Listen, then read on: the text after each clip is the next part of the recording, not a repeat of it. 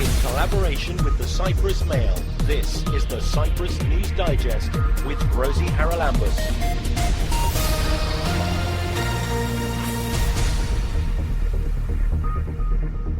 Coming up this week, the House Interior Committee says 11 months is not enough to carry out electoral reform and postpones it again.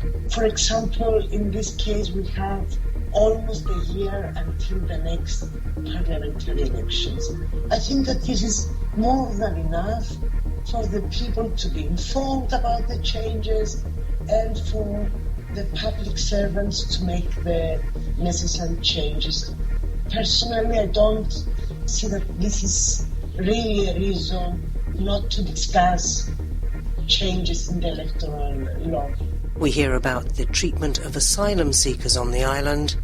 The very negative narrative that has prevailed in Cyprus for more than 2 years, it is a major concern to UNHCR. And we find out about the EU Climate Pact. This is to give everyone a voice and a space to design climate action, to share information. There was news earlier this week that MPs have once again shelved their reforms to our electoral system. It was all through the House Interior Committee, whose chairman is Eleni Mavrou. Eleni, why once again? Last time we spoke, we were talking about how long it was taking things to get through committees and Parliament, and this is something that was first proposed, I think, how many years ago? Some of the proposals were tabled around 2017, but most of them are rather new proposals. In fact, most of them have been discussed in the past as well, and there was not a positive vote at the Assembly, at the Parliament. So we had to deal with new proposals, but with the same, more or less, spirit, and we've discussed them all as a group, as a package. So, I think it's well ahead the next elections. The committee went through all of them very quickly, but only few have been accepted by the committee. So all right, can we go through what the proposed changes are? Because there are, as you said, several of them. So can we go through them one by one as to what was accepted and what still has to be discussed? Yes, we had more than 15 proposals, and only one is left to be discussed further on Monday. We had proposals concerning a quota on terms. I mean that a mayor or a municipal councillor or a member of the European Parliament can serve only for 2 or 3 terms. These proposals were not accepted by the majority of the committee. Why not? What reasoning did they give? Different reasons. Some parties said that it's too soon as far as next elections are concerned. Those are 11 months away, Eleni. Oh yes, there is plenty of time, to be honest. Most of the political parties said that this should be arranged within the parties themselves, with internal rules. But hang on a minute, that wouldn't work because some parties would do it and some wouldn't. Yes, for example, AGEL has already internal regulations with a limit of 3 terms, but other parties don't. Does that also apply to people who, for example, have been mayors then becoming members of Parliament, or vice versa? Or you're just talking about terms in the same office? But the proposal said that you cannot be a member of the European Parliament more than 3 terms, or community councils, municipal councils, things like that. Then we had proposals concerning giving the voter having the right to choose candidates from different political parties. Eleni, let me interrupt you there. Cross-voting has been discussed here for a lot longer than the last 3 or 4 years. It was first mooted at least, I think, a dozen or more years ago. What is the problem? Why can't people choose the MPs that they believe will do the best job regardless of party affiliation? Well, cross-voting can't be found almost anywhere else in Europe. Well, that doesn't mean to say, I mean, we don't do a lot of things that Europe does, yes, do we? Yes, but I meant that cross-voting isn't considered by many to deal with the real weaknesses of our political system, populism, lack of responsibility, vagueness of political positions. On the contrary, in most political parties believe that cross-voting encourages this kind of behaviours.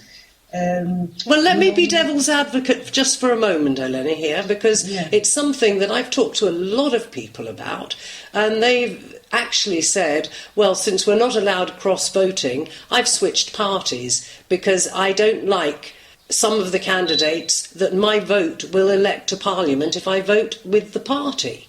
So it's actually, in a sense, counterproductive for many of the political parties, because if they put up candidates who are seen as either not popular or not efficient, or possibly not with the right amount of integrity, then you'll put your vote into another party. Whereas if you could pick 3 people from 3 different parties that you thought were going to be good MPs for Cyprus, surely that would benefit everybody.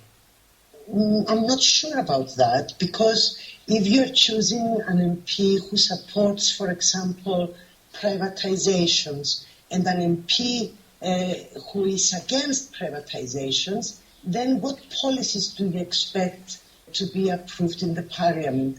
On the contrary, I think that this is a good reason for political parties to choose good candidates. And if we are talking about Nicosia, for example, or Limassol, Famagusta, I mean the main regions, then I'm sure that among the 20 candidates in Nicosia, you can find 3 or 4 or 5 who have integrity, who are competent, and whom you trust. So this is what we are trying to support, that political parties should focus on how they deliver what they promise. Political parties should focus on concrete proposals and policies, and the people should have the ability to choose policies and not persons, because that is in the end what is important. And yes, it's been discussed for a very, very long time, and the outcome is always the same. What other things are on the list of possible reforms? There is one issue that is still open. It's a proposal by EVEC to create a new kind of parliamentarians. I don't know the term in English, to be honest. It's vouleftές επικρατείας, the parliamentarians that will represent the whole of Cyprus and not a specific district. So candidates who will be voted by everybody. This proposal goes along a second proposal for the increase of the number of MPs. There is, I would say, because we will continue on Monday the discussion, but at first hand, it seems that these two proposals will also be rejected by the committee. Well, my first thought on what you've just said is, first of all, if you're going to start electing MPs for the whole of Cyprus, that rather suggests that the ones that are representing districts aren't thinking of the country as a whole. And secondly, do we really need more MPs and a bigger bill for their salaries, their secretaries, their expenses and so on? Yes, these are some of the concerns, yes. So do you think that's going to go through or not? No. My impression is that the committee will reject these changes as well.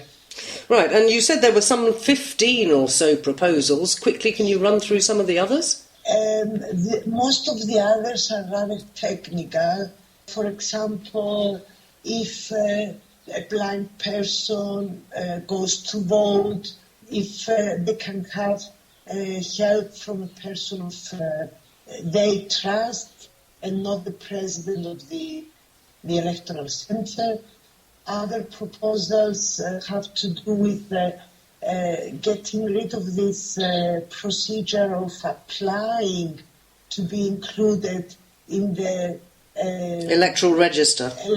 Yes. Well, that does seem to me, and it always has, to be a total, in a sense, waste of people's time, because if you just automatically, you've got the details after all, had everybody registered on their 18th birthday, it would save an awful lot of trouble, wouldn't it? Yeah, to be honest, the Parliament has been voting in favour of this proposal at least the last 3 or 4 years, but it always meets the resistance of the executive. Okay, the reasons have to do mostly with the problems we face with the registry, the population registry. But in our understanding, these problems should have already been solved. So, yes, I think that we are voting in favour again, hoping that it will be accepted this time. Well, maybe we should get our research and innovation team, who seem to be very much on the ball for digitalisation of pretty well everything. I'm sure they would say it could be done, just with a snap of the fingers. Yeah, yes. Okay, yes. What else is on the list? We've mentioned that, yes. Yeah, what else is on the list? I think these are the most important issues.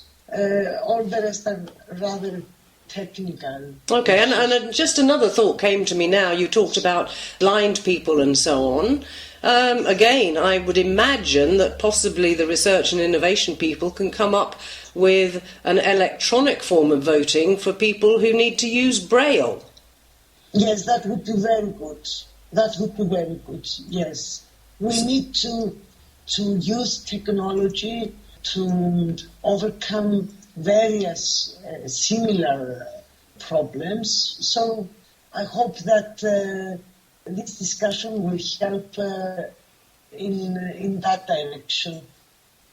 So, but in effect, nothing is going to happen before the next elections, is what you're saying. The other problem with that, Eleni, is the fact that we have, in between our presidential elections, we have other elections. So there's never more than a couple of years in between an election, which means you're always going to be saying, oh, we've got elections coming up. Yeah, I think that this is not... for example, in this case, we have almost a year until the next parliamentary elections. I think that this is more than enough for the people to be informed about the changes and for the public servants to make the necessary changes. Personally, I don't see that this is really a reason not to discuss changes in the electoral law. At least that's my understanding. Yeah, but if the reports I read in the paper are correct, the committee has actually decided that there won't be any major changes before the next poll in next year. The majority of the members of the committee decided. Yeah, so nothing's going to happen. Yeah, because, there were views on the contrary, but the majority decided in that direction. So, did they also decide when they would be willing to discuss it again? I don't know. To be honest, I don't know. Because if they discuss it right after the next elections, is there time then within their limits on time frames to get something through? Most of these issues have been discussed a number of times. So if we want to be honest, in most of these proposals, we don't have the necessary majority to push forward these changes. Am I being unfair if I say that the MPs just don't have the will to make any changes because they're quite happy with the way things are? It's not always, it's not just an issue of will. In some cases, yes, some more difficult cases, but in some cases I think that it's a different understanding of how procedures work. So, because there are we had very different proposals in front of us. Each MP had his or her own logic for voting in favour of against. I don't want to. I'm not in a position to present all views. As I said, for example, in my understanding, having a limit on terms it's good for democracy, it's good for the renewal of the political life, but this was not accepted. So, oh dear, every time we speak, Eleni, I go away thinking, well, when are we going to get something actually done? But I do appreciate you joining me and being frank with me about these issues, because we read about this in the local press and some of us sort of take a sigh and think, well, what are our MPs doing about most things? Is that unfair?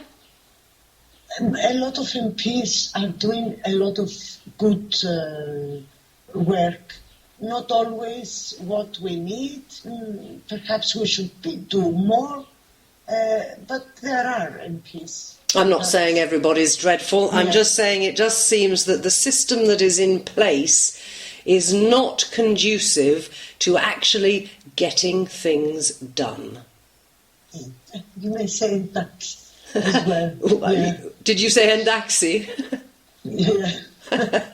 All right, well, I'm trying to be as fair as possible. Eleni, once again, a pleasure talking to you. Can't keep you any longer. I know you're very busy. Thanks for joining me. All the best. Bye. Thank you. Bye-bye. Earlier this month, the UNHCR's representative in Cyprus met up online with refugees and asylum seekers to discuss the problems that they face, which apparently have increased when many of them have been detained during the pandemic. Nearly 2/3 of European countries have found ways to manage the borders effectively while also allowing access to their territories for people who seek asylum. Medical screenings at borders, health certification, or temporary quarantine upon arrival are some of the measures put in place. So these are very important positive precedents for other states in Europe and beyond.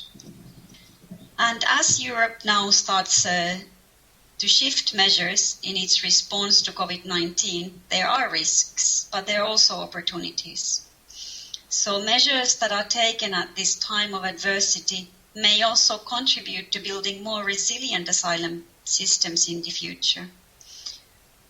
UNHCR has issued a compilation of good practices and practical recommendations that we have also shared here in Cyprus.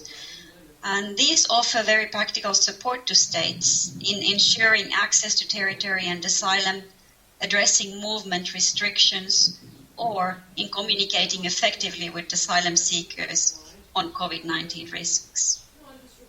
While Cyprus and other parts of the world navigate in this new normality, we strongly believe that the Republic of Cyprus has an opportunity to put in place adequate systems for both reception and integration of refugees simultaneously.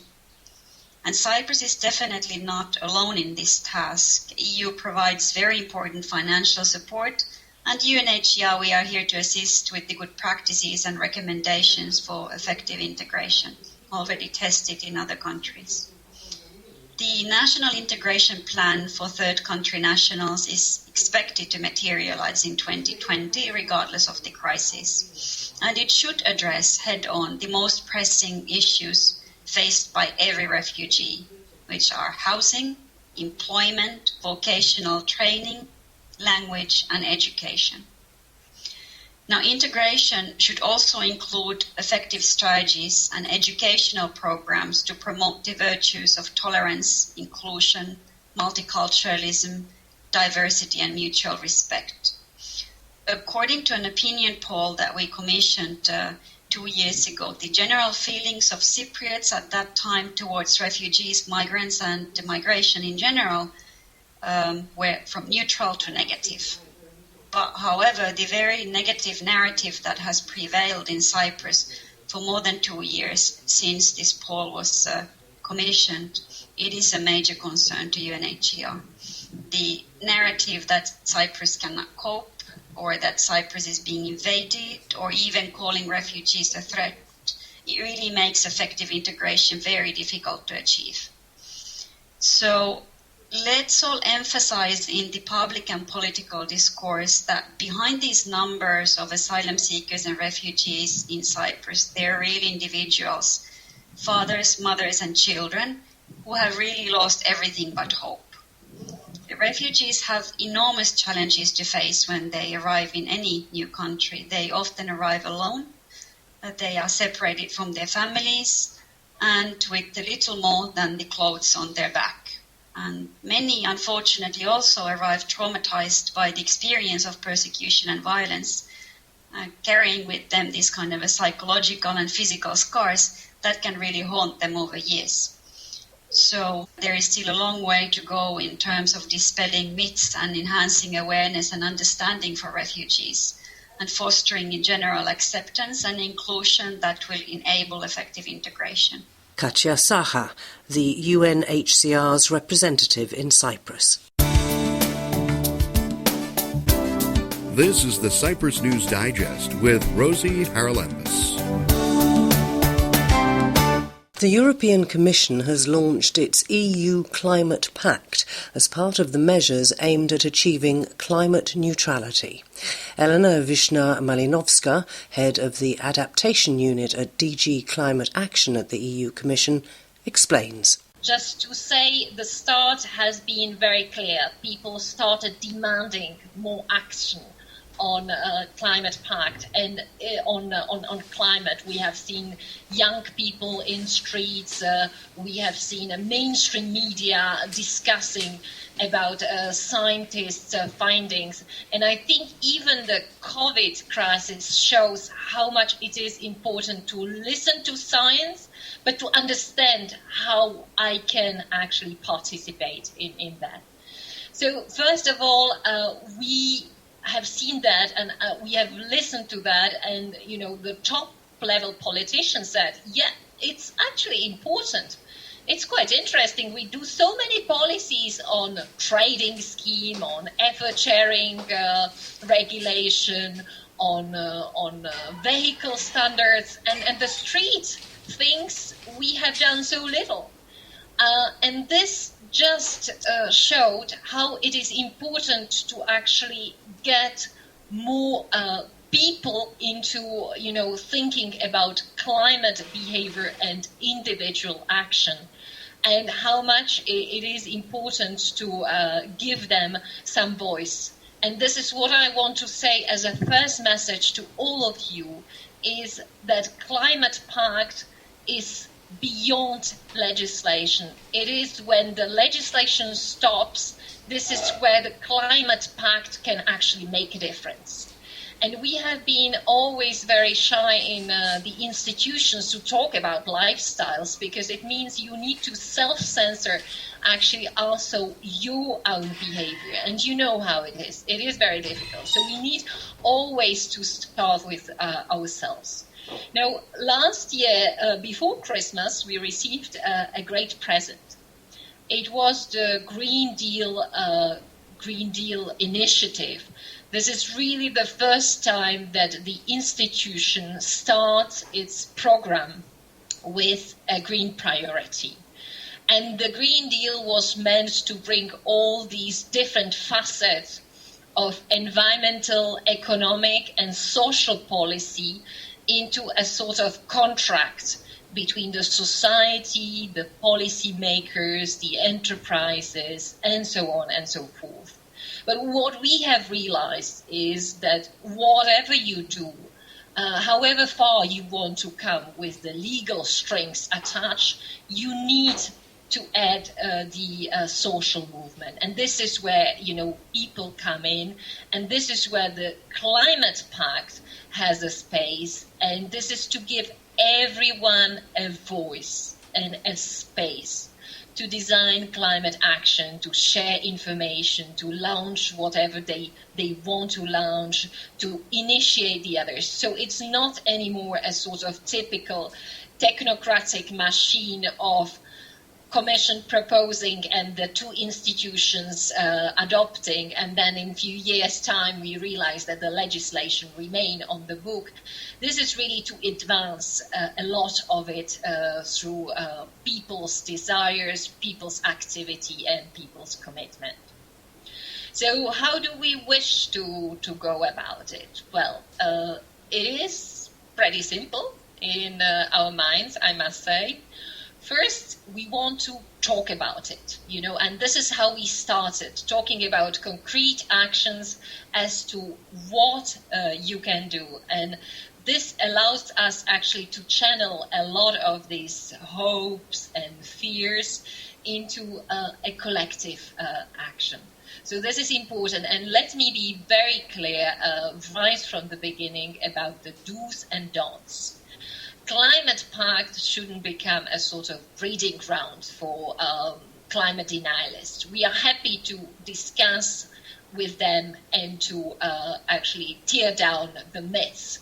But this shouldn't be, they shouldn't take, the Climate Pact as a space for that. No, we are here to welcome people who are really ready to take up some activities, so that Agnieszka from Poland or Gabriele from Italy sees what they do as part of a wider action. And then, of course, we need to create what we call a European movement, a European wave for a different climate policy that needs to go from the scientific circles, from the technocratic places, towards something that is concrete. And I'm sure many of you already participated in cleaning initiatives or organized a neighborhood initiative. During the COVID crisis, many of our colleagues from the institutions actually did organize, for instance, preparation of masks, because the government and local authorities sometimes failed us. And this is where indeed the individual action meant so much. So who are the ones that should join this big endeavor of saving the planet, inspiring and talking? So who are those?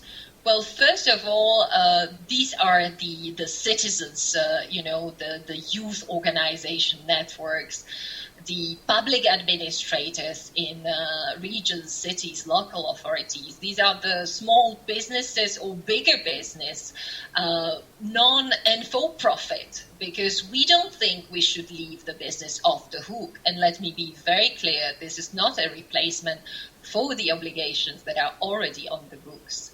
To the contrary, we always believe that a CEO, after he has done his job, he still wants to enjoy clean water and clean air, and he can or she can push her employees to do better. And that's why we have seen so many different and new mobility options offered in many companies. We, of course, need to link to scientists because they start to be more clear on what to do. They start to converse on Twitters, on Facebooks, on social media, and they are much better understood by people like me to know whether what I do really makes sense. We definitely need to involve media because when we look at, the amplifier power they have in both the positive but also the negative sense, we really need to talk to them. I'd like to turn back into our virtuous circle. So if you want to actually visualize in a typical commission, let's say, virtuous circle philosophy is, first of all, in the middle of it is, yes, I can, yes, we can, and yes, we will do. So it's from talking the climate to triggering action and then, of course, working together and talking even more about the lessons learned. So really providing for these feedback loops in all that. So testing what can be done and what can be replicated, what can be scaled up. And, of course, what will be very much our focus is where we live, so our homes, how we cool, how we heat our homes. And there, I must say, unless you have really constructed a house, you will have a difficulty to understand the difficult aspects of energy efficiency, climate resilience, circularity, and so on. But yes, this can be done. Of course, also our movements. Many of you are biking or walking, etc. So yes, mobility matters very much in our lives. And of course, we will need to talk more about greening of cities and providing more of these lungs of the planet, because unfortunately, so far, we are still on retreat with the green spaces instead of having more and more of them. So yes, we can, and yes, we will do. That was Elena Vishna-Malinovska, head of the Adaptation Unit, DG Climate Action.